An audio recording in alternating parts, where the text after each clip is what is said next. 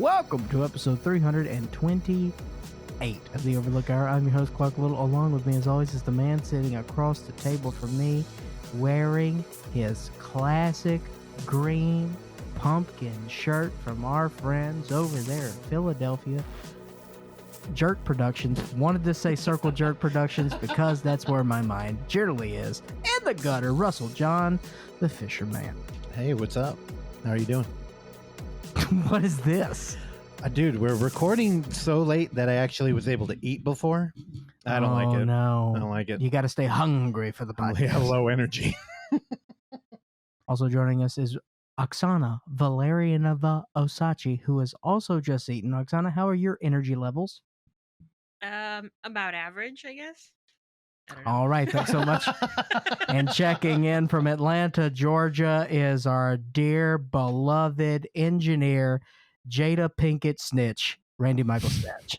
What the? That's me. I would say that my energy levels are about the same as usual, which is very low. I did just have some cereal, though. Randy, you had cereal at 7 p.m.? Yeah, about 6:45, something like Oh, fuck. What kind of cereal are you rocking, son? that. I don't know, some kashi. Oh, Bullshit. God. What the hell's There's- kashi? Kashi's some fake-ass health shit. Threw some blueberries in there. All right, now we're talking. It was good. Ugh. I had a turkey club for lunch, though. That's not better. From where? Did you make it? No, down the street at 97 Astoria. It's a good spot. What They kind got of bread? good beer. What kind of bread? I don't know, just some sort of a white bread, not a sourdough or anything. God, Randy. I try to get some nuggets out of you, but God. the river ran out of gold quite some time ago. Just some white bread. See, you're at a Dutch crunch country now. Boy, was that hard to say. There was no bread choice. I just went with the what the doctor ordered, you know? Whoa! You go to a Sando shop and they don't give you options on bread? It's not really a Sando shop. It's like a dive bar that just has food and stuff. Oh, now we're talking. Yeah. Okay, so forgive me. We're now talking to Harry Bukowski on the show, everybody. I had a midday Paloma. It was nice. A midday Paloma. Now, Yeah. if I'm correct, that is vodka and grapefruit juice. I believe it's tequila and grapefruit juice. Oh, but Yeah, yeah. so you much. fucking pleb. Well, I'm trying to support our friends over there. The only thing you know is Bloody Mary. I'm not playing the theme. Oh, have to and eat- you're not going to say it more than one time. No, you have to say it 3 times for the theme to appear. If I was a bartender, I'd make everyone who ordered a Bloody Mary say it 3 times in a mirror. Oh, they'd love that. You know, I'm sure I wouldn't get any sort of pushback from that whatsoever. Also, weird Dutch crunch country? This is I didn't realize. you can't go. Dutch Crunch does not exist in the rest of the world. What the fuck? Really? Yeah, it's a Bay Area thing. Oh, I thought sourdough was like. It may have sourdough is ubiquitous. Yeah, but don't we claim to I don't know, have invented it or something? I don't know. Well, sure, you know we got to do that. You know, the sourdough, the rice-a-roni. I know. You know, All the heavy hitters. how the homeless. I definitely do the Dutch crunch whenever I can, though. You know, I'm not anti-Dutch Crunch, but Mhm. boy, does it tear up the old mouth. If it's hard. Yep. You know, Some that- places have it. It's soft. yeah, and but it's weird. the texture. It's really yeah. sugary. Is the only thing. I don't. I'm a sourdough man. Yeah, I get it. Although now, you know, I like a nice Dave's Killer Bread. I'm pro Dave's Killer Bread, man. What is that? It's that health shit you get, or Ezekiel No, bread. I don't know. I'm off bread. I have some Dave's.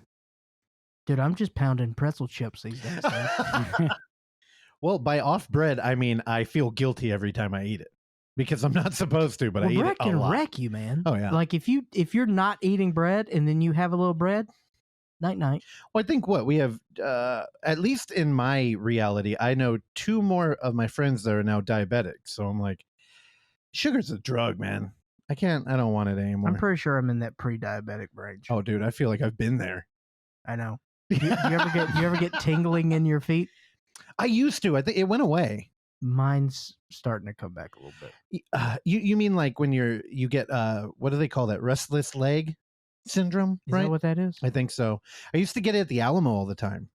I think it might be something with the chairs where like I'm in a movie and my leg is bouncing Oh, like fucking crazy. Like, Yeah, I'll have like a sharp pain go through my thigh. yeah, it's almost like you're achy, and the more you move it, it kind of alleviates it. But there's really Now let's do a quick checkup on Randy's sciatica update. Randy, how's the old sciatica been treating you? I don't believe it's sciatica. I believe it is something else that I'm forgetting the name of currently. Well, how's that doing? How's the how are the AIDS, Randy? how's yeah? Here's the thing. It does well when it's hot outside or when it's warm, but when it gets cold, the right side of my body doesn't get good circulation.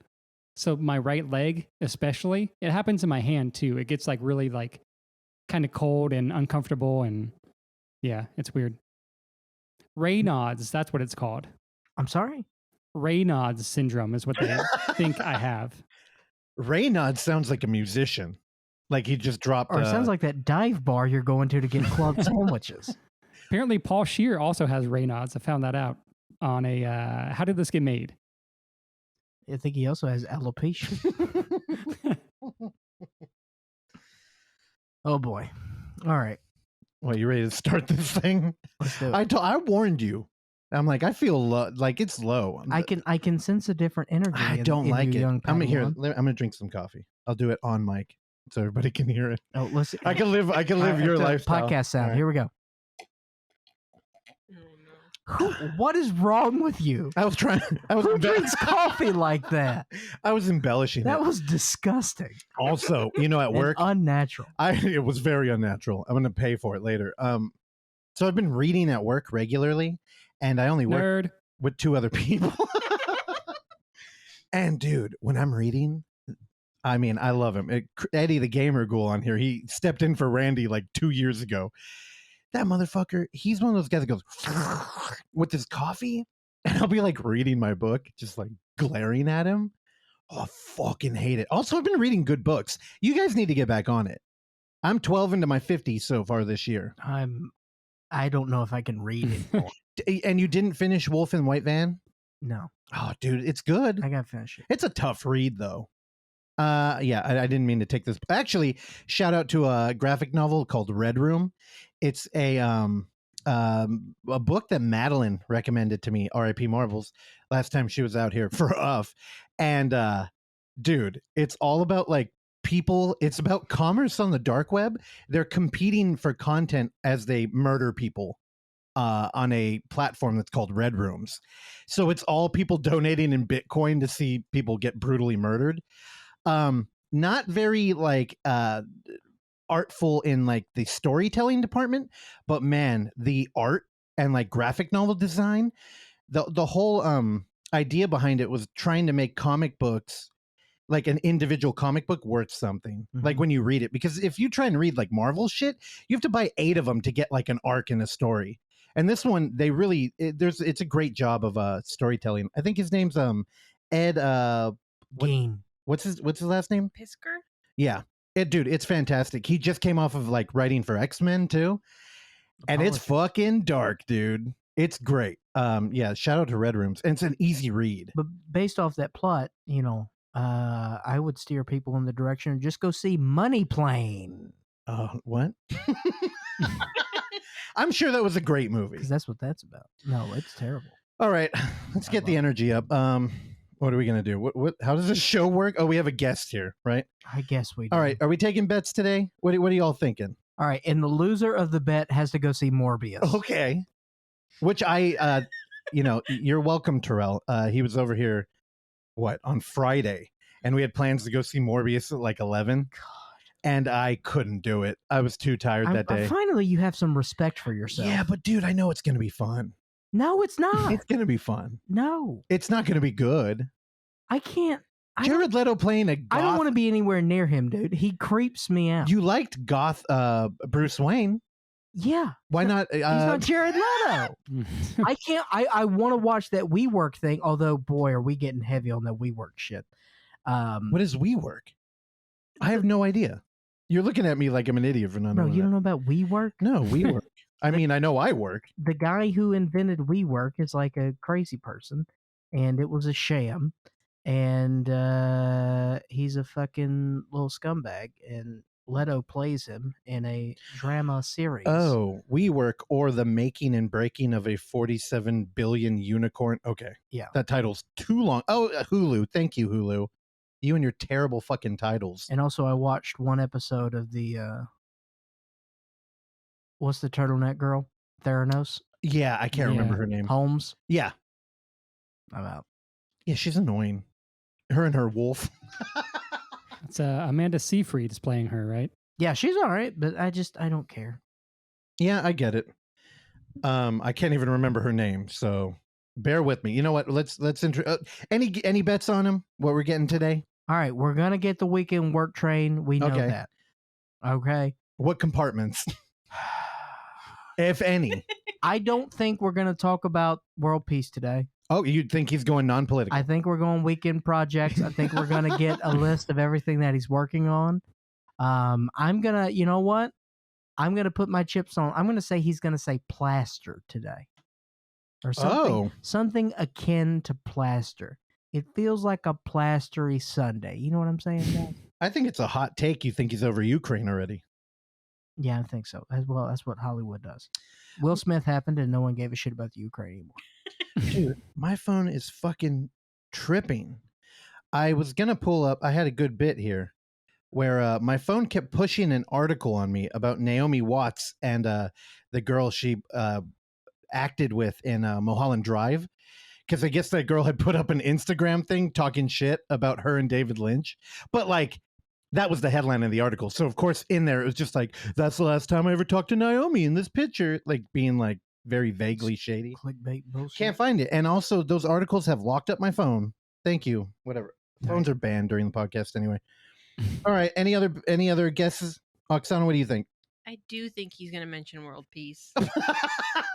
Okay. Always the optimist, Oksana. All right, let's bring David in. Right, Randall, what'd you Randy say? I can't make any bets. It would be insider trading, so to speak. Oh my God. He briefed me on it earlier. Oh, all right. So then by default, you have to go see Morbius. I That's not agree gonna with happen. that. Yeah, why? I haven't even seen The Batman yet, a movie that I would actually maybe like. All right, double feature. Do you want to guess what it's rating at on Tomatoes? What? No, we have a guest outside waiting, but I'm going to say 20%. It's like quarterback numbers, 20 and below. I think it's like 17%. It is 17. Thank you so much. Whoa, what? 70 audience, though. I thought I was going way low. And Also, I am pretty sure they announced the sequel already. wait, what is the audience one? 70. Holy shit. We have no hope in this country. It's probably, isn't Jared Leto like shirtless through a bunch of it? It's probably a bunch of women. That's why I want to go see it. I didn't want to just say it out loud, but I was hoping. I want to see pasty Jared Leto shirtless, He creeps me out. fucking sucking the blood out of some dudes. All right, All right, let's bring him in. Let's you- bring you him in. Paint a picture like that. I know. Hopefully from their nipples. All right, David. Good morning. It's April 3, 2022, and it's a Sunday. Day 2 of weekend projects. The fun work train is running continuously, and always fresh coffee in the dining car. Mm-hmm. Today, I'm going to be working with clear pine wood, cutting it on a bandsaw, Oh, and putting pieces together for a piece of sculpture. Everyone, have a great day. all right. I feel like, all right, bye, David. I feel like you were wrong there. Sculpture could be plaster there. Piece of close. sculpture, only a piece of it. All right, that's fair. Also, clear pine wood. Yeah, I don't know what the fuck. Were you thinking of clear pine sol, like the spray? No. Oh, I'm the weird one. Okay, Yeah. dude. All right. Now here's the part I've been dreading. What, he's going to do arts and crafts with pine saw? Well, I knew it was weird. Today, I will be drinking pine saw. Oh, dude, he threw in the use of a buzzsaw, and it gave me a beautiful image of him just chopping 2x4s. Dude, you know he handles wood. Oh yeah, I can imagine the music he's got playing. That Crispin Glover shit that you cut from last week's episode. Was it Clown, Clown, Clown or whatever? Clowny clown clown. Yeah. Yeah, my favorite part of that, and again, last week we talked about playing the song and we decided not to. And I think Clark, Because it sucks. well, you thought you had dug up a gem. And I'm like, I think people know about this already. And then Randy's like, yeah, duh. I've heard that before. Yeah, Randy's got the record. Big No? big Glover head over here, dude. God. Donald, Danny, Crispin, others. Okay. All right. Now, normally we would go into our segment that has made our show win multiple awards because we exploit the niche that is found footage horror. But Thomas Burke's been MIA. He came out to the fest. I hugged him too much. I think I broke his collarbone. And he went home. And I thought he would be back digging up found footage flying all over the world. But I don't know where the adventurer is. So he's either in a cave dead holding a VHS tape, or he's just stopped talking to me. I'm joking. Well, I just had to say, because I know people. we know what he's been doing. He's been editing 48 movies. And- When are we going to talk about the one? I don't want to talk. Do you want At to? some point, we have to. All right. I'll stop saying he's dead or he's gone. And he's working a long time ago. If you go into Podbean or if you Google the Overlook Hour podcast and put in the Trident, I covered a found footage movie that was micro budget and from Barbados. And I enjoyed it. It had a lot of CG, like what do they call that when you buy like CG art? I can't think of the thing right now. I ate before the podcast and I'm shutting down. But it had a lot of like app art. Like if you got an app and it's like, ooh, CG monster, Like and stock assets. there we go. Thank you, Randy. And that was really the only complaint I had. I mean, it was fun. Don't hold me to what I'm saying right now because I don't remember how I reviewed it before. But that was turned. I was put onto that movie by a former guest host, the Birdman, one of our favorite guests and collaborator on F5, and he pointed out that a year ago he turned me on to the movie, and now we're in the movie. It's been cleared, and I think it's actually going to happen. But me, Clark, and Randy appear on camera in that film. Now, I'm not going to say what we're doing. Just know it's very highbrow, and we took classes to learn how to act, and we crushed it. And I believe the film got picked up based on our performances alone. So now, I hate bragging because we're just so good at what we do. And it looks really bad when you just come out and say that. So I've been trying not to, but I mean, roll out the red carpet because here we come. Barbados boy. Yeah. Fuck you, Will Smith. I mean, if I'm being honest, it is a mostly a black made movie that is a found footage film. It's foreign. And then there are 3 white dumbasses on a podcast making fun of it. It is completely on brand, and I'm slightly embarrassed, but very excited about it. Yeah. And I don't know when it's going to come out, but I think POV Horror is going to put it out. So it might not be very long. I mean, honestly, if it's done and we get the okay from a former guest Steinberg who runs POV, maybe we'll even show it at the Digital Fest. Oh yeah, and F5 virtual, it's still happening. more to come. But yeah, Thomas, love you, man. And honestly, if you really want to know, Thomas's editing, I think last we talked literally 7 movies at the time. And I think he got an offer to play around with some money and make a movie. But part of that deal was you got to fucking finish all this shit. You got to have time to devote to it. So while Thomas is gone, I sat down. I opened all of my books on cinema. And I'm like, I'm going to learn something. And I'm going to share it with everybody on this show because you're all busy. You don't have the time to just read like I do. I just fucking devour literature now. And I've taught myself the art of cinema. And I've come back. And this, Randy, you used to take a pee break during my segment. So this time I'm like, I'm going to keep Randy here. It's going to happen sometime in the next hour. It's all that cheap beer you were having at the fucking dive bar, dude. And I've come back with a new segment. Did I talk to any of you about this? I know Oksana knows. No. Okay. What is this bullshit? Well, it's actually very highbrow. And if you look at my notes, this is going to be, I'm going to be tripping all over this thing. Do you got a guess? No.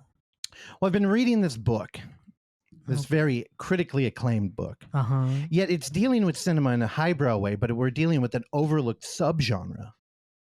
It's called the noir western, Darkness on the Range. You're still on this shit? From 1943 to 1962. So I've created, okay, maybe I could workshop the title a little bit. I got a couple of options. But so far, I'm leaning to Ombre dans le désert. Never, all right? Never do that ever again. What? Why? I've been practicing. Computer, help me out. How do I pronounce that? Ombre dans le désert. Ombre dans le désert. I'm learning. Was that played at half speed? Now, for all you fucking peasants who watch movies, not film, that translates to Shadows in the Desert. That's my title. It's about Western noir. Also, I've got some fucking cool theme. Here we go. Yeah, let's start again. Ombre de le désert. Wait, hold on. Computer, help me out. Ombre dans le désert. Ombre dans le désert. Y'all ready? Here we go. New stinger. When you boil it all down, what does a man really need? Just a smoke and a cup of coffee. The noir western. I don't hate it. It sucks, but it's on brand. It's perfect. Good job. Dude, that was great. I am an audio fucking legend. Fucking eagle squeal. I really wanted to capture the fucking serious tone of film history. Anyway, I promise you this will be like 5 minutes. Also, I know The market for 15. we're supposed to be a horror show. Again, noir and Western. I personally know people that listen to the show that hate both of those genres.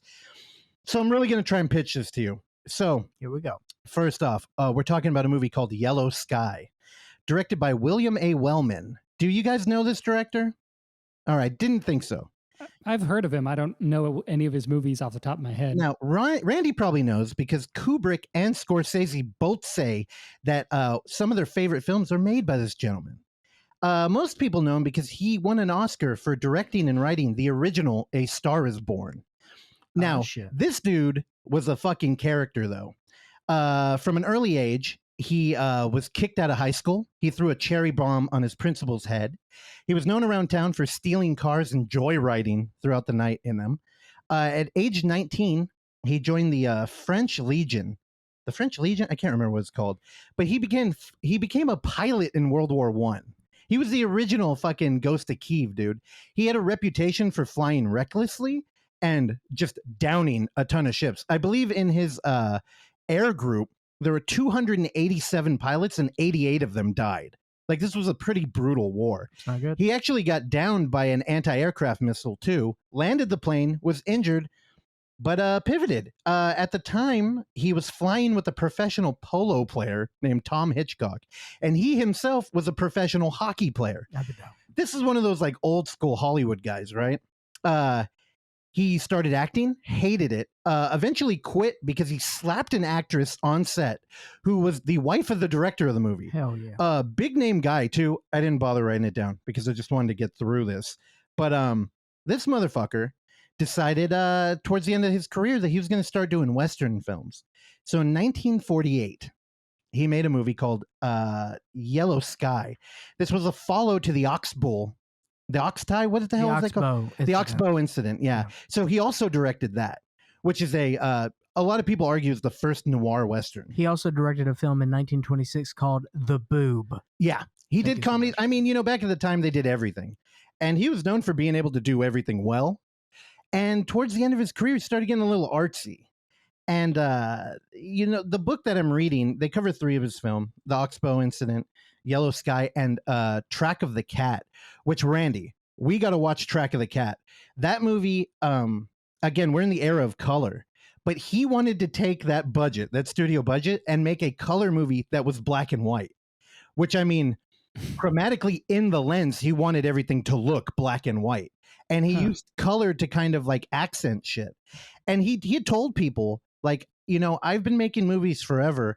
I don't want to keep doing the same shit. So he wanted to make an artistic film, Track of the Cat. Everybody said it was garbage. But people look back at the cinematography and they're like, hey, this might be one of the most influential movies, period, of the era. But again, we're talking about Yellow Sky. Now, just the plot here, Clark, I think will win you over. We've got, here, I'll just read it from IMDb. A pistol-packing tomboy and her grandfather discover a band of bank robber bandits taking refuge in the neighborhood ghost town. Now, this film opens with a gang of dudes, and they walk into a bar. I mean, we're writing the tropes here. They order a bottle of whiskey. Now, the dude at the end of the bar... In the jarro? He passes a shot glass to everybody on the bar by sliding it down the bar. Now, I've watched a lot of Westerns. I don't remember actually ever seeing this happen. It's fucking cool, though. All one shot, nails it.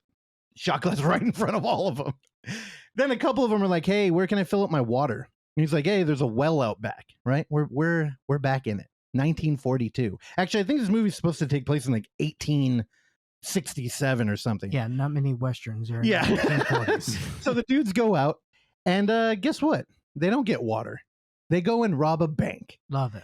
So they get the fuck out of town. Everybody's riding out. They have a little tagger on. Also, they mentioned that these guys had fought with the North in the war. So, they know what to do. But they're running from the local town garrison, and they got nowhere to go except for the Utah Salt Flats. So now, if you don't know what the Salt Flats are, it's basically a desert of salt, at least from what I understand, which is near impossible to survive in. Also, Russell, is it pretty flat out there? I heard. Mm-hmm. So they ride out there, despite everybody saying, like, we can't do this. But Stretch is the leader of the gang here, played by Gregory Peck, who Clark hates for some I reason. don't hate Gregory Peck. When I try to get you to watch a movie, you're Gregory Peck. Fuck that guy. No, I don't. No, Gregory Peck's fine. I don't like the other one. Okay. Who?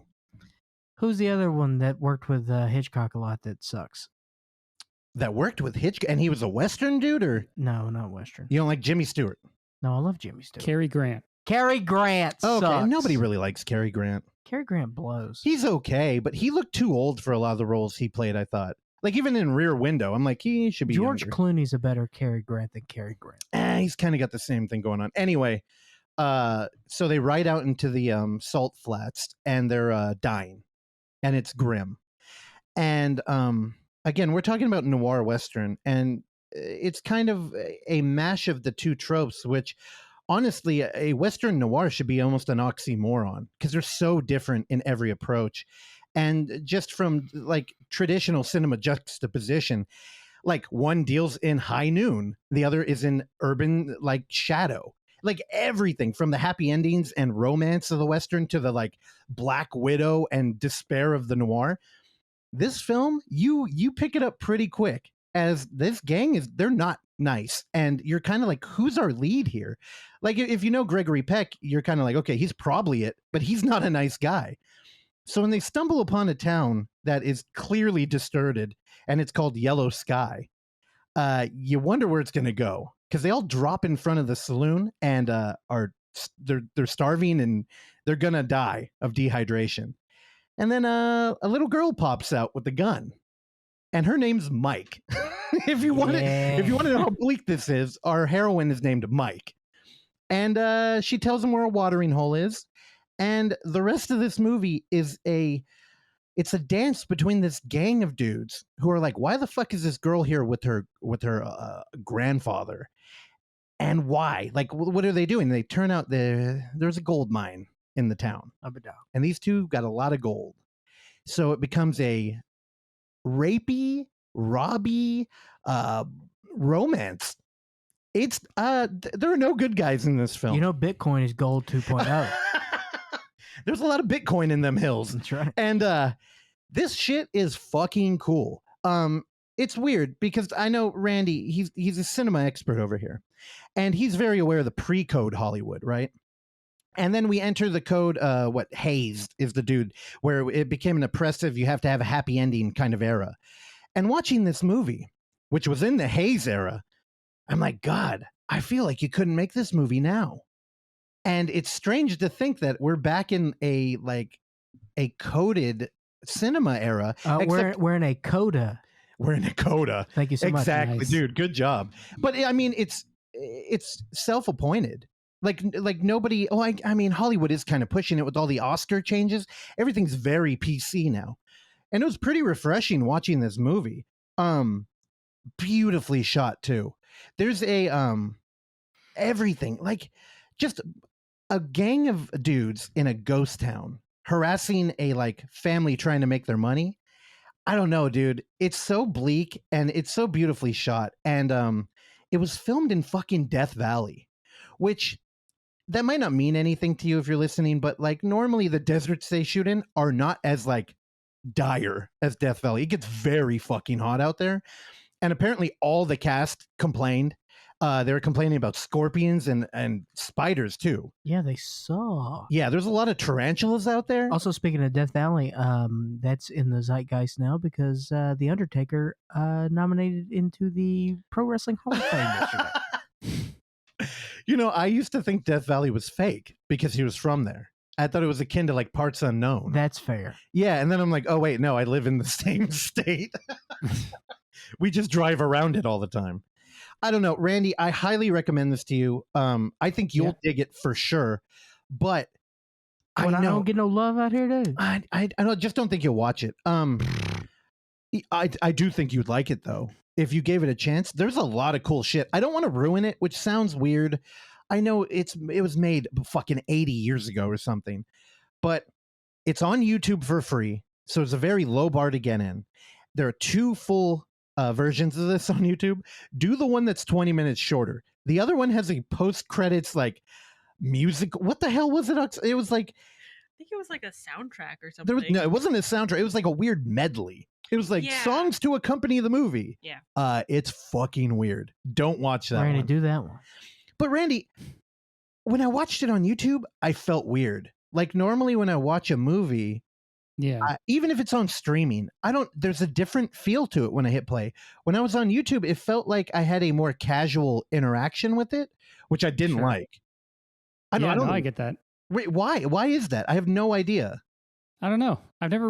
I think I've tried to watch like things that are hard to see on YouTube before, and I kind of felt the same, and I like didn't finish it. Yeah, so this one I made a point of it. I tried to treat it like I don't know, film school or something. I just really wanted to sit down and pay attention. And through the first 10 minutes, it was just like I had to get over the mental hurdle that was on YouTube. It's fucking weird. Anyway, the transfer looked great though. It looked beautiful. Thank you. It did. It looked beautiful on YouTube too, which I did not expect. But yeah, if you're feeling a little edgy, let's go back in time to post code or Hays Code Hollywood and watch a film that's probably more offensive than anything you'll see in a theater today. Outside of Morbius. Yeah, and if you're not a fan of noir or Western, don't then worry. What are you doing? Yeah, what are you doing? I will be reading this book and going over. I'll tell you this. I'll give you a hint. Next week, if I continue with this, the director had an eye patch in his profile picture. Love it. So get ready. Should I play the stinger on the way out too? Let's hear it one more time. One more time. All right, here we go. When you boil it all down, what does a man really need? Just a smoke and a cup of coffee. It's pretty good. Oh, dude. It's so dumb. I got a clip coming later today too that nobody will care for, I'm sure, but that's a tease. Oh man. All right. You got anything else? You got any other secret segments over there, Dave? No. All right, Randy Michael. Yes, sir. That's me. The floor is yours, madam. Alrighty. I haven't been doing too much movie watching this week, but I what did the go. fuck have you been doing? Well, I was writing some tunes earlier in this week, and I've just been tweaking that and remixing it and re-exporting it and being very ADD about how it sounds. I'll send it to you guys. Oh, cool. Baiting and skating, dude. Hell yeah. But besides that, I have been checking out the Buried Alive Film Festival here in Atlanta in the little 5 Points neighborhood, which is about a 20-ish minute walk from where I am. So I went out there on Thursday, which was the opening night of the festival. Now, Randy, real quick, is this Buried Alive? You said, right? Is that traditional spelling, or is this taking place at a blueberry farm or something? And Traditional spelling, and it has all of its vowels and consonants. There's no. They're not getting cute. Okay. Yeah. None of that. Analog, baby.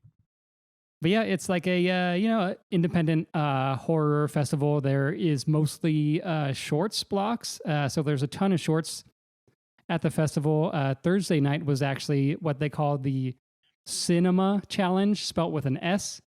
So essentially, it is a bunch of local filmmakers. It sounds kind of like, I think Jasadi's talked about it before, the 48 hour film thing. But they essentially give groups of people 13 days to make a horror short. And it sounds like they choose topics out of a jar or something. So yeah, the Thursday was essentially all the teams came together and showed their movies.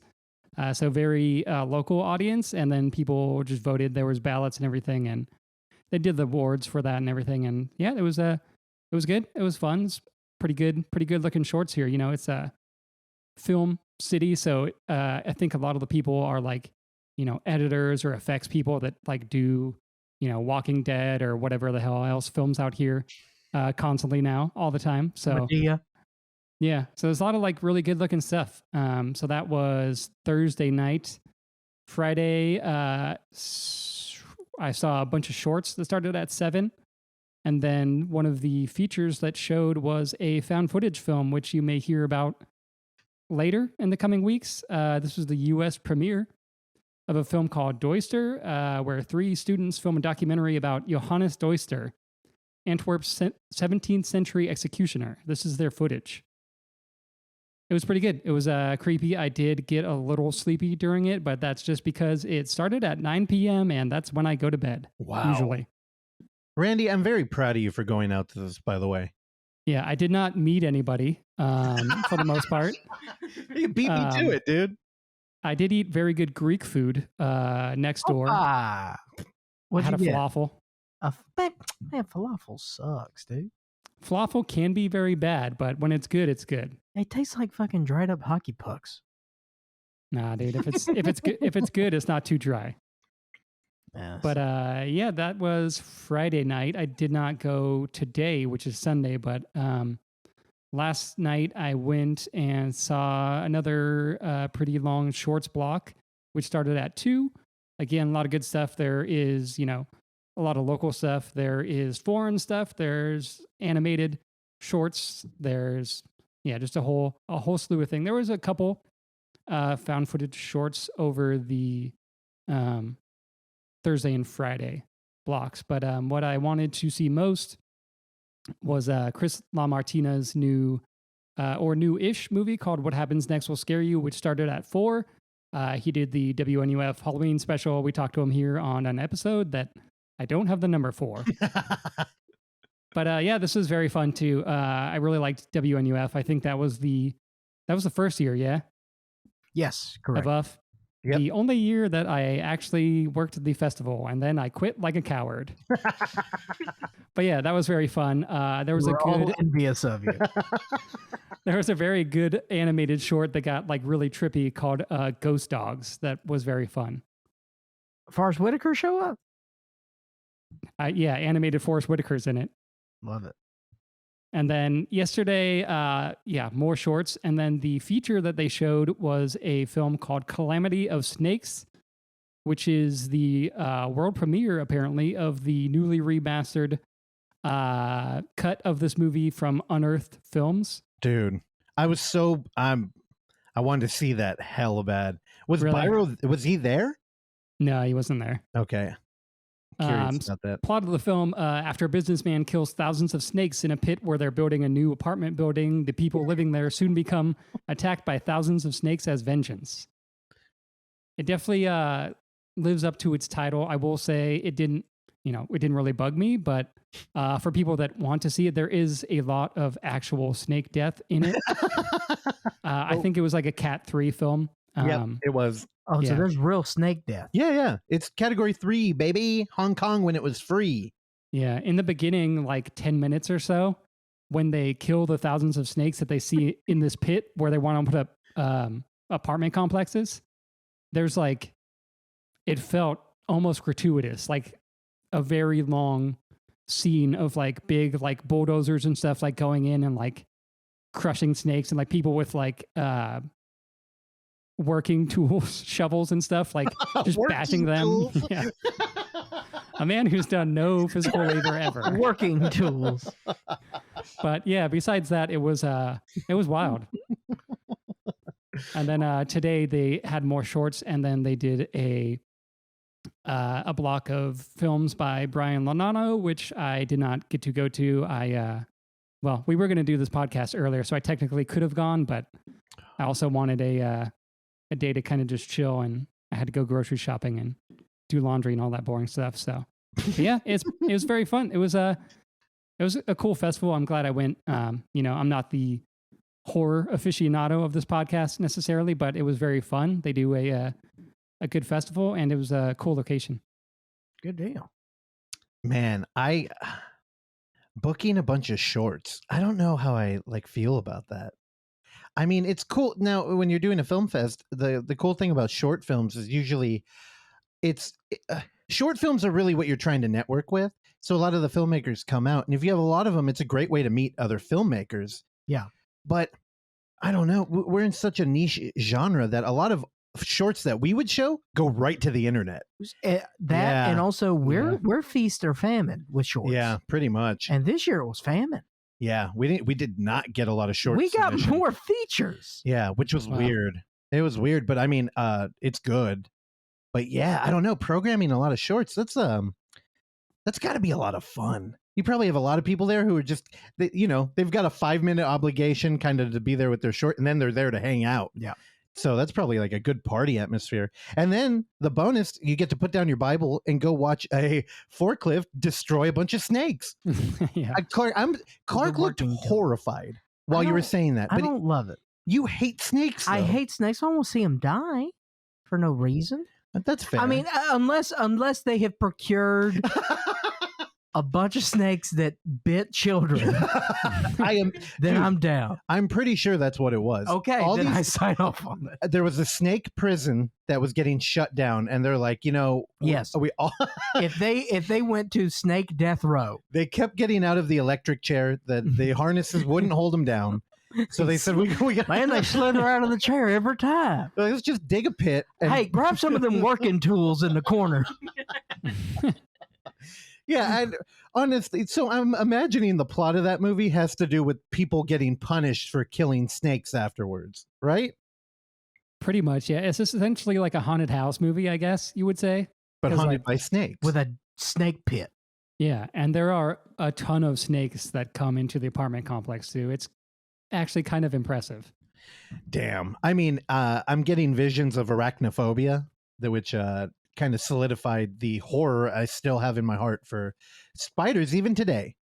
Really? Dude, have you watched Arachnophobia? I think I saw part of it when I was young, but I haven't fully watched it. Well, there's imagery in that movie of just spiders everywhere. Like in Gummo, when you move a picture frame in that one house and there's just cockroaches everywhere. It's like that, but there's spiders and they're supposed to be able to jump. Also, it's a slasher movie. Also, it ends with the family moving to San Francisco and realizing, oh, spider hell was worse or better than the earthquake hell that is California. So, yeah, I don't know. Arachnophobia is cool. I'm bummed, Randy.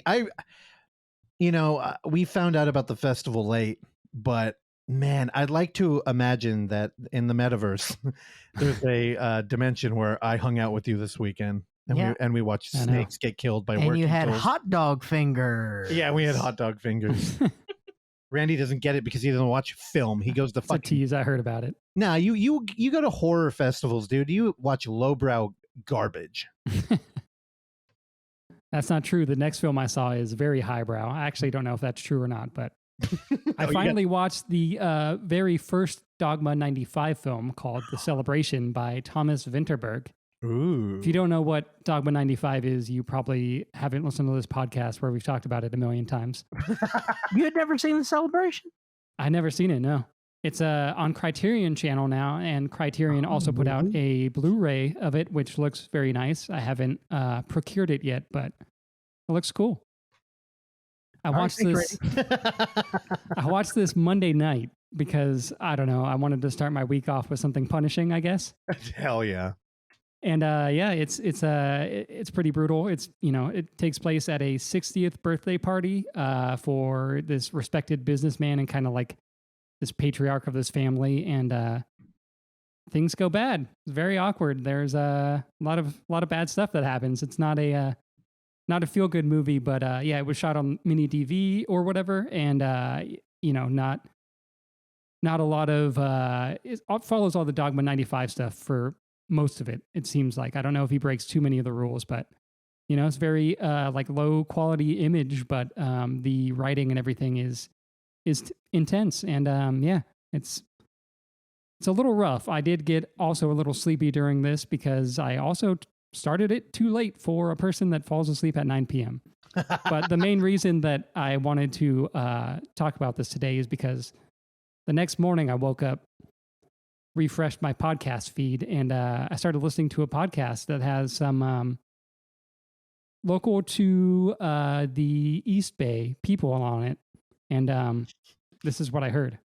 This is more along the lines of the Dogma filmmakers of the 1995. Which segues to Lars von Trier. Dogma 69. That is from the Workaholics podcast. This is important, where they were talking about porno, and essentially it went into Dogma 95. And it was very coincidental that came up the next morning in my podcast feed. So very fun. And for the record, Randy played that clip. I think that's the first clip you've ever played. I think so, yeah. Wow. Also, dude, you listen to the Workaholics podcast? I wasn't going to mention. They're funny. You got to represent Concord, dude. I went to community college in Concord. Pleasant Hill, technically, but got to represent. Okay. Wow, your highbrow just got a fucking piercing, dude. Yeah, I know, you brought it down. Dude, I highly enjoyed the show Workaholics, watching it later in life rather than when it was airing. I mean, I watched it a little bit when it was airing, but it's still funny. I didn't get it for a long time. And then somebody's like, what do you mean? It's real life Beavis and Butthead. And I'm like, oh, okay, now I get it. And then I liked it. Yeah. Because I'm an idiot. For workplace comedies, I prefer Your Pretty Face Is Going to Hell. Okay. Yeah, that is up more. I just had a stroke. I'm sorry. Eddie Pepitone. Oh, God. All right, I'm back. All right, Rendog, anything else? That's all I got. All right, good shit this week, baby. All right. What, did you eat before the show? What the hell happened? I'm starving right now. Are you? Yeah, I'm very hungry. I thought you were eating like tub and chips or whatever. No, I made a fresh pimento and cheese today. Oh, God. Dude, I eat that every day. It's like the only thing I eat is cheese, and I'm losing weight. It's crazy. What is your... I'm not going to ask. Well, celery. I eat a lot of celery with it. What? Yeah. What are you, a rabbit? Dude, I'm telling you, I'm fucking... It's crazy. And I bought some celery today. All right. Oksana, you want to jump in here? I also enjoy celery. Yeah, no. Okay, here, again, I know we're on a tangent, but I don't like ordering wings. And when I do... I like getting French fries with them. Oksana will sub out a fucking side of edible food and get celery. No, you do. Wrong. And it's when like, you who order from Wingstop, that's just part of it. No, I've heard her. She's like, we don't need the fries. Or Just give us... you can get the veggie stuff. You can get carrot sticks. You can get celery. Yeah. You can get tampons. She's like, can I get my water in a cage feeder while we wait? Stupid. Sawdust. God, nobody, and they give you it's like clearly nobody's ordering the shit because they give you a tub of it. They dump the celery on there. I hate it. I'm back on celery.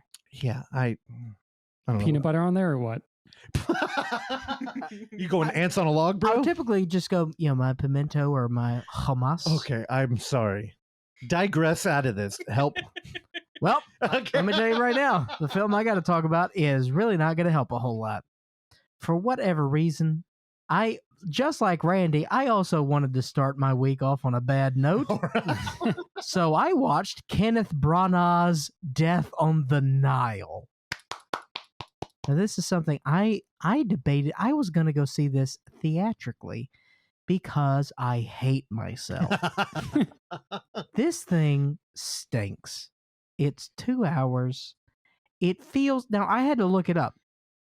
It says that they filmed it in Egypt. That's cool, but I guess they filmed it on a stage. Soundstage. Yeah, soundstage in Egypt. So you're saying you're not walking like an Egyptian? You've You've never heard this song before, have you? What are you talking about? What was that ding ding dang? Dang dang dang dang dang dang dang Okay, dang all right. dang dang dang Yeah. dang dang I dang like- dang dang dang dang dang dang dang dang. All right. That video is so dumb. Got like construction workers going like this. It's fucking cool, dude. Oh, dude, you can't walk like Egyptians anymore, dude. God, I wished all the Egyptians walked right into the Nile and died because this thing fucking stinks. Here's the thing. We've talked about Army Hammer on the show a lot. And if you remember, Army Hammer wanted to eat his girlfriend, and we read all of those text messages. Army Hammer is in this movie. Oh, really? Yes. Also, if you go to IMDb, boy, did they try to hide Army Hammer being in this, and he's the fucking lead of the movie. I am, I liked Army Hammer. You know, I don't know. There's something about him. But I'm glad to say that I have been honorably discharged from the Army Hammer. Boy, this thing. Here's the thing. If you cast Army Hammer in a movie, guys, you know he's going to be the bad guy. So it's just we've got 3 acts to stumble through, knowing that Army Hammer did it. Am I spoiling this movie? Oh my yes, God. I'm doing you a favor. My God. A favor. You're welcome. Do you okay? It's Agatha Christie. Agatha They Christie. read this to the 3-year-olds. Here's the thing. Y'all complain about movies being spoiled on here, and whenever you do, you say, y'all spoiled. Don't lump me in with him. He's a fucking maniac. He doesn't warn anybody, and then we all have a shocked look on our face like, what are you doing? What are you talking about? What movies have I spoiled? You're right. I can't think of any. Exactly. Yeah. Wild Indian. Death on the Nile will get no bleeps from me, though. Okay. Did you bleep last week? I did. He bleeped it. Oh, you worked him out too much. It was a cool bleep. Also, I remember saying the word like 3 times. I think you edited that whole thing out. I did, yeah. No, it wasn't 3 times. You said it over and over and over and over and over Like and over. alligator, alligator, alligator, alligator. Does that count? You gonna bleep No. that? Okay. It's out of context. Like Joe Rogan. Oh, damn. Damn! Hit a stinger. Hit something. First walk like an Egyptian, now this? Oh, we're done. Ding, ding, ding, ding, a ding, ding, ding, a ding, a ding, ding, a ding, a ding. I mean, look, there's nothing to say here. Kenneth Branagh, let's talk about him for a minute. All right, I'm starting the timer. I tried to go through it a few weeks ago when we talked about his abomination of Frankenstein. Oh, yeah. That actually I didn't hate. It's not good, but it's interesting, at least. There's nothing interesting here. His character is bad. The writing is bad. The jokes are non-existent. He's supposed to be, Poirot. Poirot. What do you say? I don't know. Poirot. Perot. That's it. Ross Perot. I'm dumb. Yes, Ross Perot. He plays Ross Perot. So essentially, the movie opens up in World War I, and he gets his face blown up by a grenade. And he's in love with this girl, and he's like, I'm ugly. I'm going to be the world's greatest detective. Goodbye. And so he leaves, and she's like, well, you better grow a mustache. And so he grows the world's... Can we pull it up? Can you pull it up? Oh, my God. Fucking just If type we're gonna- in Kenneth Branagh sucks. Mustache stupid. I'll try and find it. He's got like wings below it. So he's got his top layer of his mustache, and then the bottom are like an accompanying wings where you have a double layer of mustache. Oh, yeah, that's bad. I hate it so much. Yeah, that's really annoying. Yes. Again, we are catching up on YouTube, so if you want to watch all this cool play-by-play as we look at videos, we have that for you on YouTube. Brandon, do you see Branagh's mustache? I do. It's pretty bad. It's not good. 3 stars. It looks like a king rat died on his upper lip. I heard he was sporting that when he directed all of Belfast. Oh God! It looks like a tarantula spreading his legs and about to get fucked. Rat King. God damn it! I ruined the fucking It's bit. horrible. I knew what you were talking about, baby. Death on the Nile is terrible. Army Hammer did it. He kills Wonder Woman. It's boring. There's returning characters from the Murder on the Orient Express. Ooh. No one cares. We don't say that word anymore. I didn't say Oriental Express. Thank you very much. You can refer to it as the Orient. It is still the Orient, but you cannot refer to the residents as Orientals. You refer to rugs as Orientals. Oh. Thank you so much. You brought that bit back, bro. You know me, W. I'm SJW Magoo over here. That's a line you wrote for Creepy Clark, right? Who? Was that on the? Don't say that name 3 times either. All right, let's talk about the film that, frankly, I'm surprised that we got everybody on board to watch this thing, except for Randy because he lives in an area that sucks. Opens Thursday. Yeah, wait, why? I don't get it. Why did it not open in Atlanta? It's probably like New York, LA, Yeah. San Francisco, which happens a lot. Wow, we come before Atlanta? Hell yeah. Why? Recognize Everything, Everywhere, All at Once. Directed by Daniel Scheinert and Dan Kwan. Why is he listed as Dan Kwan, but when he's with the other Daniel, they go by Daniels? Make a decision. All right, that's all I'm saying. Threw you a curveball. Of course, this is the tag team duo from my favorite film, Swiss Army Man. So, boy, have I been waiting on this one for years. We still got the one sheet. We can hang it up. When the trailer came out for this, I was exhausted immediately. It just seemed like there's too much going on. It's too cute. I don't care. Then I watched the trailer for the 4th time because it was just all the time. Yeah. You're just surrounded by it.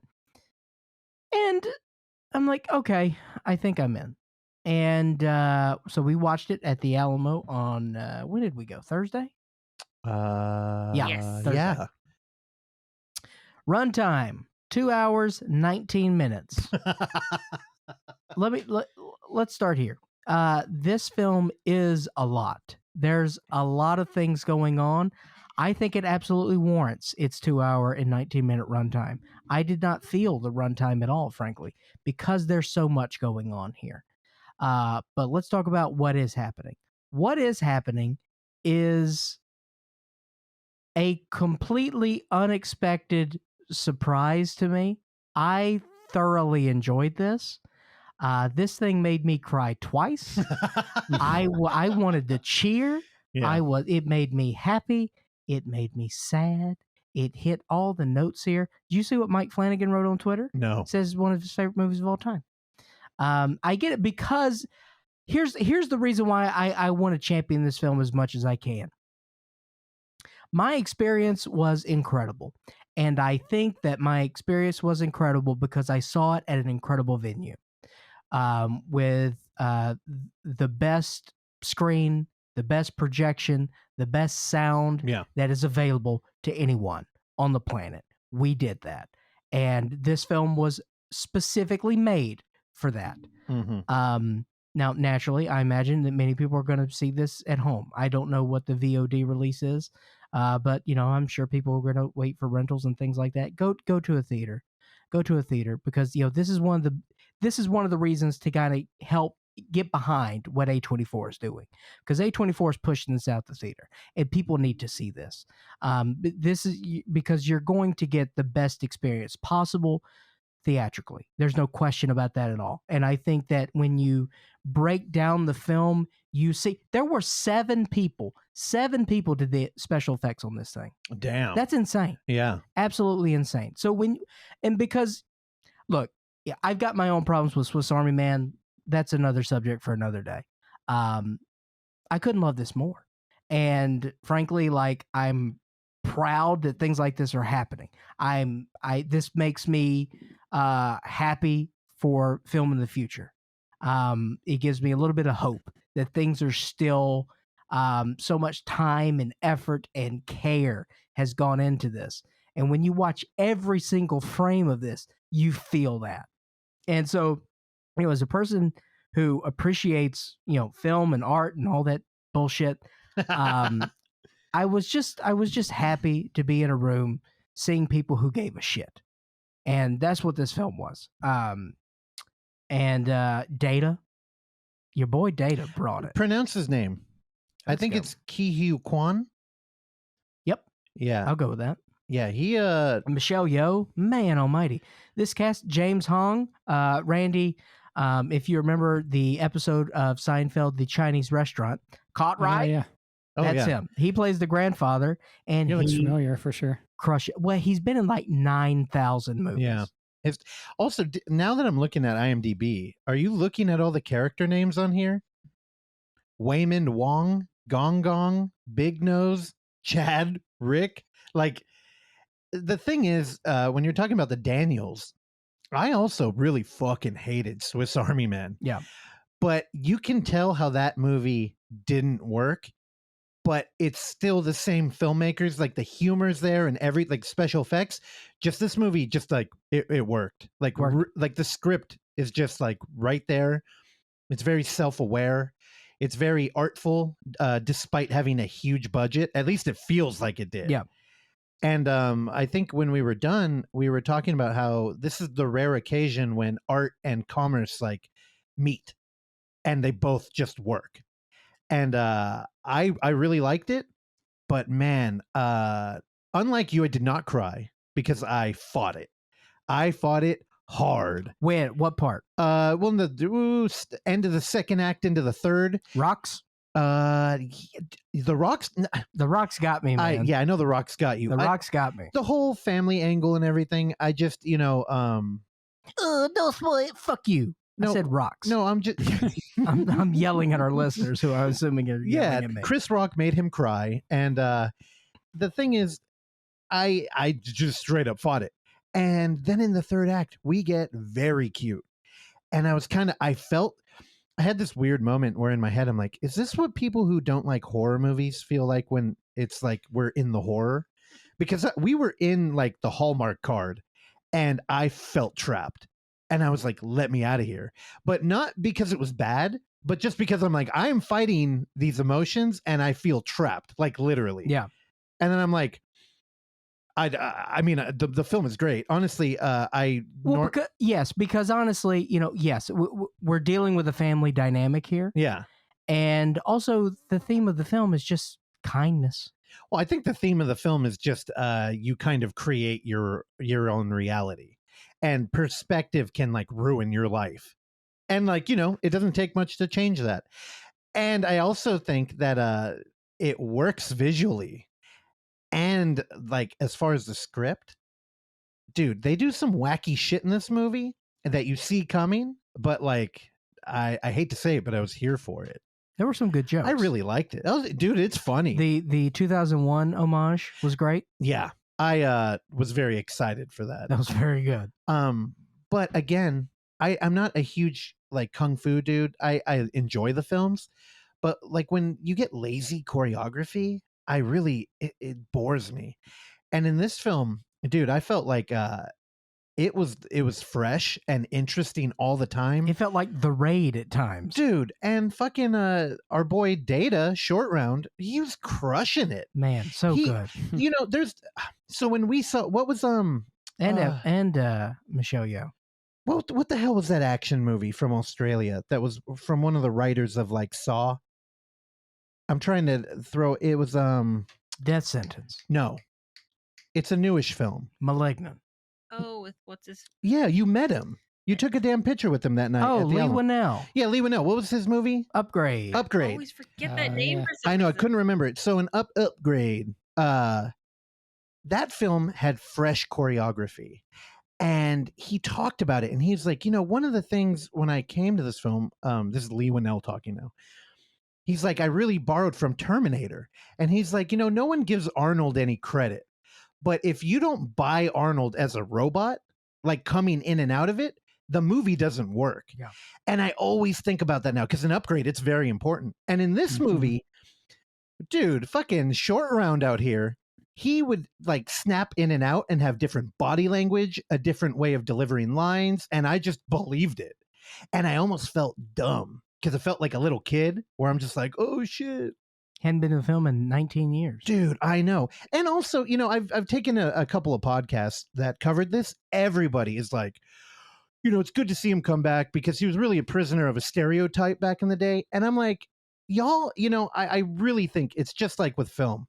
If you look at a movie like Temple of Doom and you see Short Round and all you see is like a racist caricature, I think there's something going on in you. Because when I watched it, even with Goonies, like Data, because he gets a bunch of shit for it. Like Spielberg. They're just like, oh, look how fucking... when I was a little kid, I wanted to be fucking Data. Yeah. I wasn't thinking like, oh, look at this dumb Asian kid. I was like, he's fucking cool because he had gadgets and shit. So I don't know. I get bummed out for people who like, they can't move on past that. Yeah. And what a hell of a return.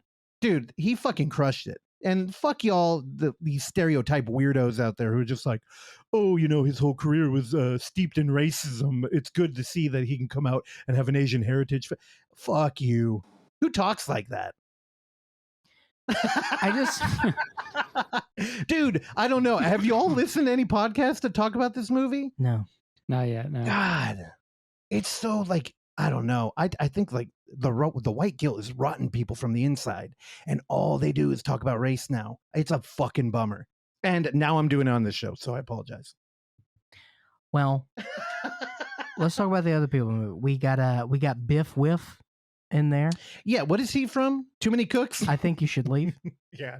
He plays Santa Claus. He was Santa. Yeah, that's right. Also, he's also in Dave. My favorite, who I didn't know was in this, was Jenny Slate. Randy. From the Kroll Show. Your girl, Jenny Slate, crushes it. She was great. Does she? Nice. She's great. Cool. I loved her in it. But I know. You got Aquafina in here too, apparently? Dude. Do we? I don't think Aquafina's in there. Aquafina's not here. No, dude. We got fucking... Maybe that happened when I clicked on an actor and it did related. Yeah. Okay, Randy. Bro, who's the racist now? No, who's spreading the Google. fake news? Rogan's boy over here, right?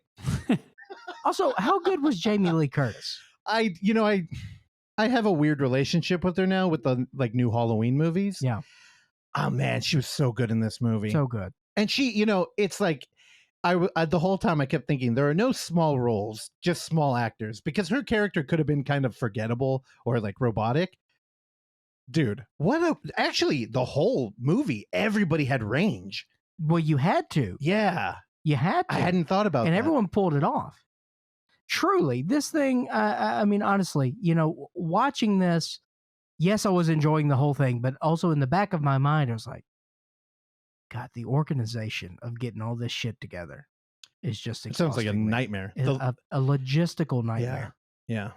But man, go out and see it. I could not give higher praise. What'd you rate it? I don't rate anymore. Oh, I'm trying not to. Do that. Randy, 3.5. That's right. I might have to go see it at an AMC this week. Wish it was playing elsewhere, but it'll be all right. Is it going to be in the? If you can do it in a Dolby or an IMAX, I would recommend you do that. Okay, yeah, I'll see if that's available. Do you have some Dolby? Do they do Dolbys out there? Because I do know that they do the Dolby at the AMC. It doesn't look like it's listed, but there will probably be more screenings like Wednesday or whatever. Okay. Well, you'll probably get it at the Plaza, huh? It's not on there coming soon, actually, which I'm surprised. Oh, shit. But maybe. Controversy at the Plaza in Atlanta. We got Memoria coming soon, though. I'm sorry? What is that? Memoria, Tilda Swinton. It's the new Apichatpong film. Peachapong. Apichatpong Warasethical, I think is his name. He also goes by Joe. Pokemon? He did Uncle Boonme, who can recall his past lives, if you've seen that. Oh, all right. I remember Uncle Boo Boo. I just want to hear Randy say his name all the time. He said it with such confidence. I know. Randy, give that to me one more time. I think it's a Peachapong Warasethical. I could be wrong, though. Can I we am a gringo. isolate that? Dude. I love that so much. Oh, yeah. So if anybody out there listening wants to pull that audio clip and send it to us, please do. Also, but for my noir segment, I threw it out there and I let people do it. Honestly, I just realized I'm not logged into our email. I am. Okay, good. Can you share that with me? All right. A Peachapong. Take us home.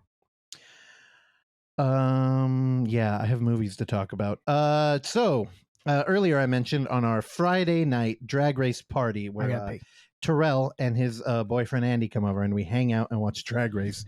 We had planned about we had talked about briefly going to see Morbius, and that day after I got out of work, the first thing I called Oksana on the drive home. And I said, I'm not going to see fucking Morbius tonight. I was so tired. And I'm like, I want to, but I want to go home and change. And I don't want to double change. So I came home. I was committed. I said, I'm getting in fucking pajamas and I'm just watching Drag Race tonight. And then I got a lot of guilt for it. And Terrell was like, I knew you didn't want to go. We're going to go anyway. Whatever. I'll text him and tell him, said, fine, let's go see it. And then he was like, no. Anyway, long story short, we ended up watching Scream Legacy, which is a fan film.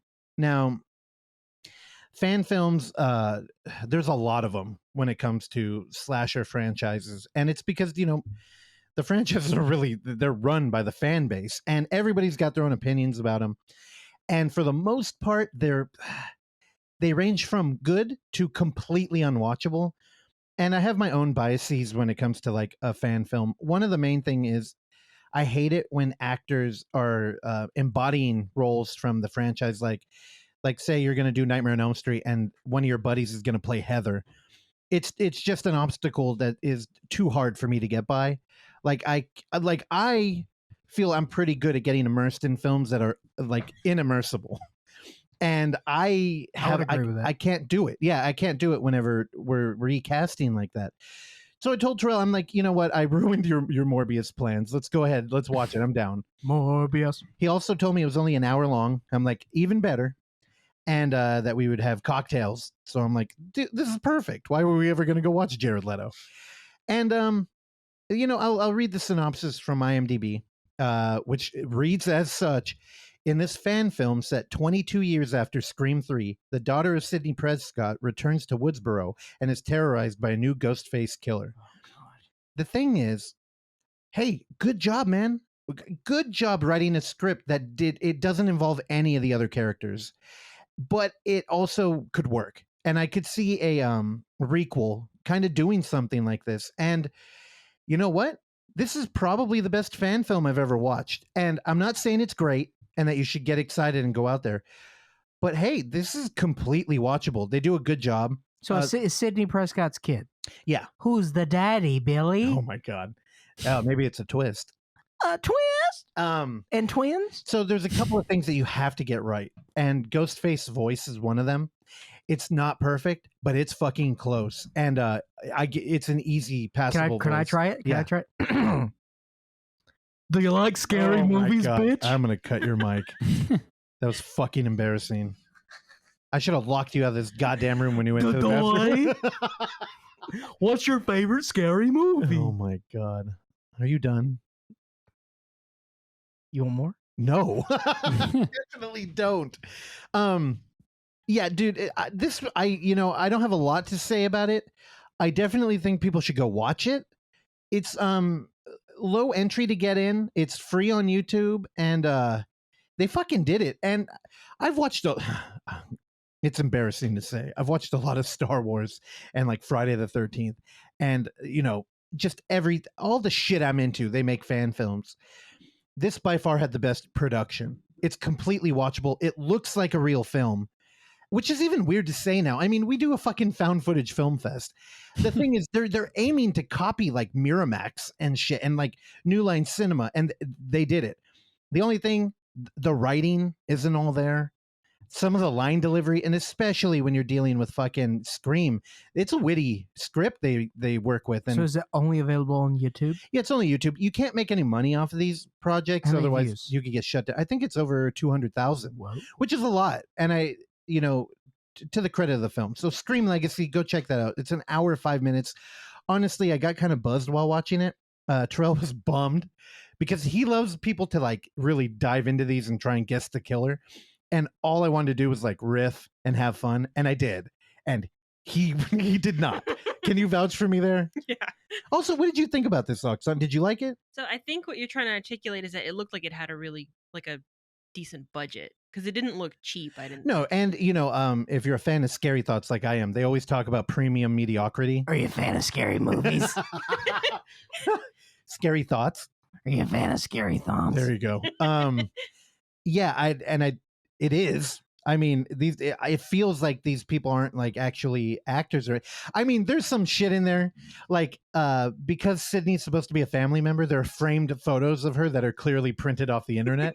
Like everybody in the family on the mantle is a headshot because they don't have actual pictures of them. I don't know. That kind of shit is cute. I liked it. Let's move on. Oh man, what was it? Yesterday, while I was playing D&D and my phone was blowing up, I apologize. I'll call all you back, I swear. I got a G chat from one of our programmers over at the Unnamed Footage Festival 5, our good friend, listener Sam. Because that's how we communicate. It is. It's Through G-chat. G-chat. And he said, hey man, have you seen Jennifer Reeder's new movie? And I was like, excuse me? She's got a new movie out? He said, yeah, dude, it's on Shudder. It's a haunted house movie. And I mean, I assume everybody should know Jennifer Reeder. But Knives and Skin was the movie that put her on our radar. Fantastic film. Go watch it. Also, she did the wraparound segment in VHS 94, which I did not like. So I'm like, dude, she's one of those filmmakers. I'll watch whatever she's putting out. So today, before we recorded, I threw it on. And yeah, Night's End. An anxious shut-in moves into a haunted apartment, hiring a stranger to perform an exorcism, which quickly takes a horrific turn. I'm gonna say that the quick sell on Night's End is that it's Ty West, The Innkeepers, meets the Collingwood story. Like, if you could combine those two, that's this movie in a nutshell. Do you think that's fair? Oh, I regret asking you. Now, half this movie is in world camera as our protagonist, who is a black fella, for all you race baiters out there. Hey now. Which is a little important because whenever we're dealing with white people shit, as Terrell would call it, we enter in. So, okay, while we're talking about white people shit in horror movies, hell yeah, the Alien Report, which we showed at F5, I had a fantastic conversation with Terrell about it. It's a good movie. The Alien Report fucking rules. He could not wrap his fucking head around it, and it's one of those things where you're like, Western culture, specifically like rural white people stuff. It was akin to people trying to understand Tyler Perry, who like just have no black friends or understand the culture at all. He was just like, what the fuck is that movie? That's not a fair assessment. Oh, it is. Everyone loves Tyler Perry. Who's not going to get enjoyment out of Medea? She says turlet. Now, I know several people fun. who pretend to love it, but you watch a movie with them and they're not like laughing. It's all performative now. Just be real. And like, we've watched movies with Terrell, the Tyler Perry films, and we watched Boo, and it was boring. I mean, but there's stuff about like how to prepare collard greens, and he's just like, I used to do that when I was a kid, and it's like, I didn't. I did. I don't know. It's cool. And talking about Alien Report with him, I feel like you could learn a lot. So in this film, we have a black gentleman who's experiencing a haunting, which you don't normally see. I'm going to say, go watch Night's End, because I'm just going to talk at you about it for a little bit, because I really enjoyed this movie. Again, it's half in-world camera, because we're dealing with an agoraphobe, and he does not leave his house. Actually, I was getting a lot of Clark vibes out of him. And everybody... What does it mean he's fucking sick? Dude, if I could just hang out in my apartment and have a body like that dude, I think more people would do it. This guy's in great shape. All he does is he takes care of his plants. We open the movie where he's putting up newspaper over his windows, and he's just fucking living life in his apartment. Again, this film goes where you would expect it to. We learn a lot of his backstory through conversations on the internet. He seems to only talk to people over Zoom. And he's also a vlogger. He's starting a YouTube channel. And it's in the beginning, it's a wellness channel, like healthy living. And he's giving advice, which is one of my favorite things, because 10 minutes into this movie, you're already getting vibes of like, you're not healthy. Like there's something wrong. There's something going on with you, dude. And the idea that he's on YouTube giving health advice, it's a little bit of an insight. Like, you don't really know these people online, and it's performative. And one of the things I get a lot of flack for on this show is talking about mirrors and like the visual metaphor they have in film.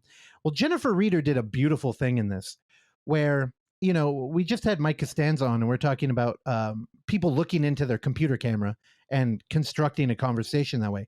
In every movie, host, control, alt, trick, treat, it's always, we're looking at a screen and then we just cut from screen to screen, or everybody's on one. In this one, when our lead is talking to somebody, he's shot on a camera to the right of the computer, and everybody he's talking to, we just see the computer monitor. And it gives this really interesting kind of like performative person and real. And it goes back and forth. And sometimes we'll see him through like YouTube lens, or we'll see him on the side. And it really gives like a dynamic approach, or kind of an insight to what he's thinking. I call this movie, so one, I should address critically, I do not think this movie is going over well.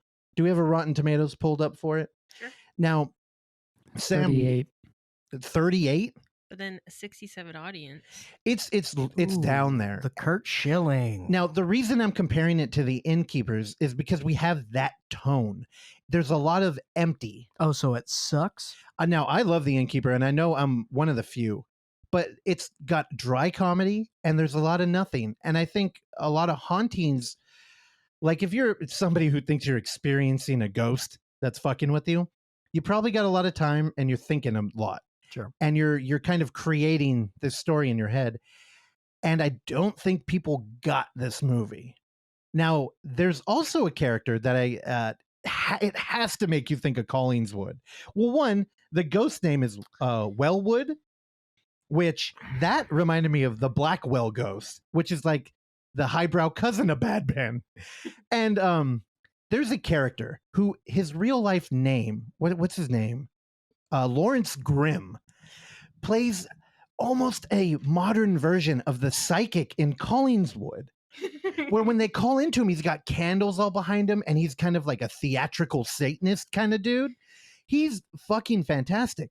But I know when people get into the second, the end half of the second act into the third act, this movie's losing them, because it gets funny, but it also amps up the drama. And I think people just weren't here for it. They wanted this movie to tonally stay very serious. And I will answer any DMs if anybody wants to talk to me about this. I have a lot to say. I have a DM that I'm going to deliver verbally right now. Russell, I know you. Mm-hmm. And I know you to be the sacred saint of Rotten Tomatoes. And what I mean by that is that you're a defender of the downtrodden. Oh, yeah. And by virtue of that, I'm going to walk into this very carefully. Yeah. One could make the assessment that you are, everybody stay easy, a bit of a contrarian. Oh, yeah. Oh, I admit it. So do we think that we're in this territory now? Okay, let me give you one thing. I know you haven't seen the film yet, but when you watch it, there's stuff going on that isn't like completely obvious. And I think part of the guy giving health advice, even though he has like newspaper all over his window, there's a thing going on in the background. He's got plants everywhere, right? But they're all hooked up to artificial like light. Like they all have their own lamps. and I don't know if they're thriving, but they look healthy. And there's a visual metaphor going on of the new kind of like post-COVID, I'm at home, but I'm doing what I need to do kind of lifestyle. And they never come out and say it in the movie, but it's like what the movie is. And mental health is a thing. And it's like, you can't live your life with relationships over Zoom and UV lamps. Like, you need to like live it. Like, you can't settle for all these like half truths. Yeah. And I mean, Randy learned, he went out to a film fest, and I just don't think the movie spelled it out enough for people. Like, you'll watch it now and you'll think I'm crazy. Like, it's obvious, but like when we were driving, cause we went out earlier, and, it had dawned on me, like, the plant thing is like pretty powerful. But also this movie gets fucking goofy. And I was so bummed. I was watching this movie. Clark had plans earlier today. So I was like, okay, I'm going to watch it. And I watched it downstairs in the theater. And I knew right when I was at the like 10-minute mark, I'm like, this motherfucker's going to walk in the room. And I kept thinking, I even grabbed the mouse at one point because we were streaming it from the laptop. I'm like, I should pause it now, like on a kind of like B-roll shot. And I didn't. I'm like, you know what? We're right there at the end. He's not going to walk in. You walked in like the last frame of the movie. And you're like, I won't change anything. Anybody who watches Night's End, let me know if you think walking in at the very impactful end of this film would not change your first time watching. I saw the last 15 seconds. Yeah, but there's no context. It does. It changes the whole. That's it. Oh my God, Randy, block that out. I'm not joking. Bleep that out. 3 days ago. I know. So I was planning on watching this too. Damn. Who cares? All right, I'm gonna mute him. Although I don't know what a goblin means currently in the context of this movie. Stop. All right, Night's End, Jennifer Reeder, you're a you're the type of filmmaker I want to see. Maybe not everything you make is for me, but I'm always here for it. It was more elegant in my head. How many stars? Ooh, I don't know. I think I'm gonna give it 4. Okay. I think I'm gonna be a dark horse here. Oh, that reminds me. We had to decide on the name of my segment. Now, I really liked Ombre dans le désert. I really liked that one. God, but I like head trauma. I had another one. Do you want to hear that one? Sure. It's Cheval Noir. It's just Black Horse, man. I understand it. Okay. Cheval Noir. Yeah. Nice. Cheval Noir. She's really hamming it up. Cheval Noir. She sounds like she's drunk and concussed. Yeah, Ambien, I think. Roseanne did. So email us. What's the email? Randy will say it at the end of the episode. And we got to pick a name for that segment. If Randy decides he's going to put the stinger at the end of this episode. Yeah, that's my bad. It's on the Thursday one, just not the Tuesday. There we go. All right, anything else? No, do you really want more? How long have we been in here? Hour 30. Oh, it's not bad. All right. Oksana, take us home. So I have a secret mailbag. Oh, shit. Russell, take us home. Wait, hold on. Oh, no. You can't. Okay, Oksana. I didn't even tell Russell about it. Let's go again. Secret mailbag. I was told to scold you guys for too much watch and dick pic talk last time, so cut it out. Well, by whom? Who's this coming from? Faithful lawyer. Faithful lawyer. Listener of the show, Imprezia on Instagram. Wait, too much dick and watch talk. When did we talk about dick pics? Watches and dick pics. We talked about putting the watch around the dick, and I asked if you put the balls in there too, or if it's just the dick. No, that was good stuff. We're waiting on a Peabody for that. Well, I, on the other hand, I am very aware of when I'm wrong, and I would just like to, on behalf of the whole show, just wholeheartedly apologize. I'm so sorry. When I say Peabody, I mean that we're going to get peed on by someone who is wearing a watch around their dick. Fuck you. We'll see you next week. Thank you for listening to this episode of the Overlook Hour. And if you would like to hear more, please subscribe to us on Apple Podcasts, Spotify, or whatever your podcatcher of choice is. And while you're there, go ahead and give us a rating and or a review, which is a very easy way for you to support this show that we bring to you every week for years now, free of charge. And as always, you can find us on YouTube at The Overlook Theater, Instagram at The Overlook Theater, Facebook at The Overlook Hour, and Twitter at The Overlook Hour. Last but not least, you can send us your emails and tell us how much you like or dislike the show at overlookhour@gmail.com. And if you're nice, maybe we'll read them on the show.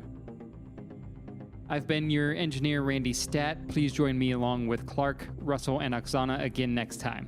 Bye.